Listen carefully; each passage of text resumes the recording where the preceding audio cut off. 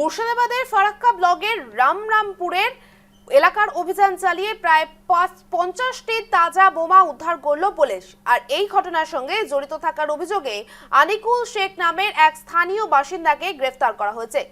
রামরামপুর এলাকায় তল্লাশির অভিযান চালায় ফারাক্কা থানার বিশেষ টিম এবং সন্দেহভাজন হিসেবে প্রথমে আনিকুলকে আটক করে জিজ্ঞাসাবাদ করা হয় এবং তাকে জেরা করে পাওয়ার তথ্যের ভিত্তিতে এলাকার একটি লিচু বাগানে অভিযান চালায় পুলিশ।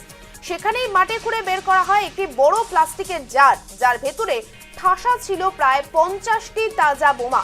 বাজেয়াপ্ত বোমা থেকে বড়সড় কোনো অঘটন ঘটতে পারত বলে অনুমান পুলিশের। বাজেয়াপ্ত বোমা নিরাপদে নিষ্ক্রিয় করার জন্য বোম স্কোয়াডকে খবর দেওয়া হয়েছে এবং প্রয়োজনীয় সমস্ত ব্যবস্থা গ্রহণ করা হয়। এত বিপুল পরিমাণে বোমা কোথা থেকে আনা হয়েছিল নাকি স্থানীয়ভাবেই তৈরি করা হয়েছিল তা খতিয়ে দেখা হচ্ছে।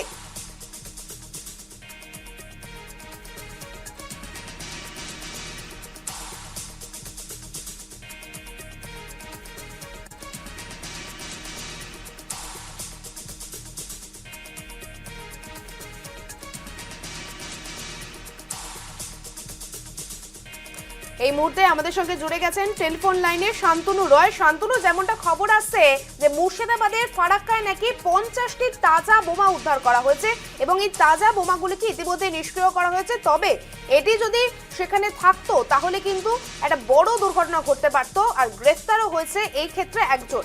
এই ব্যাপারে আরো কি তথ্য আছে তোমার কাছে, যদি একটু জানাও। দেখো, একদমই যথেষ্ট চাঞ্চল্যকর ঘটনা এবং যেভাবে সেই বোমগুলোকে সেখানে মজুদ ছিল এবং সব মিলিয়ে যদি সেখানে বিস্ফোরণ ঘটতো তাহলে কিন্তু ভয়াবহ ঘটনা ঘটার সম্ভাবনা সব ছিল। যেহেতু যোগীপুর পুলিশ জেলার মধ্যে চলছে, কারণ জানো পুলিশ জেলার সম্পূর্ণ ভাগ হয়ে গিয়েছে, তো সেখানে পুলিশের তরফ থেকে যেটা বলছে তাদের কিছু আধুনিক পত্র প্রয়োজন রয়েছে, যেই ক্ষেত্রে তারা যে তল্লাশি অভিযান চালাচ্ছে এটা আরো একটু দ্রুততার সঙ্গে তারা করতে পারে। তো যে বোমগুলো ছিল সেগুলো নিষ্ক্রিয়করণের যেটা কাজ, সেই কাজ প্রায় সম্পূর্ণ হওয়ার দিকে। এবার যিনি যে ব্যক্তি গ্রেফতার হয়েছে তাকে জিজ্ঞাসাবাদ করছে এবং অনুমান যেটা করা হচ্ছে যে একে জিজ্ঞাসাবাদ করে আরো কিছু তথ্য উদ্ঘাটিত হবে এবং এই ঘটনায় গ্রেফতারি আরো কিছু হবারও সম্ভাবনা থাকে। আচ্ছা, কোথা থেকে আসলো এত বোমা সেই ব্যাপারে কি বলছে পুলিশ, নাকি সেখানেই তৈরি করা হতো এই সমস্ত বোমা? যে জায়গা থেকে বোমগুলোকে পাওয়া গিয়েছে স্বাভাবিকভাবেই মানে প্রাথমিকভাবে দেখে যেটুকু বোঝা যাচ্ছে বোমগুলো কিন্তু অন্য জায়গা থেকে এনেই কিন্তু সেগুলোকে মজুত করা হয়েছে। তবে পুরোটাই কিন্তু জিজ্ঞাসাবাদের উপরে নির্ভর করা হচ্ছে। যাকে ধরা হয়েছে তাকে জিজ্ঞাসাবাদ করে কতটা তথ্য পাওয়া গেল সেই ব্যাপারে কিছু না বললেও যেটা প্রাথমিকভাবে মনে করা হচ্ছে যে বাইরে কোনো জায়গায় বোমগুলোকে তৈরি করা হয়, তার বলো সেইগুলো এখানে মজুত করে রাখা হয়েছে। তবে আশেপাশে কোনো জায়গায় বোম তৈরির কোনো রকম কিছু পাওয়া গিয়েছে কিনা সেটা নিয়ে কিন্তু পুলিশের তরফ থেকে এখনো পর্যন্ত খোঁজা করে কিছুই বলা হয়।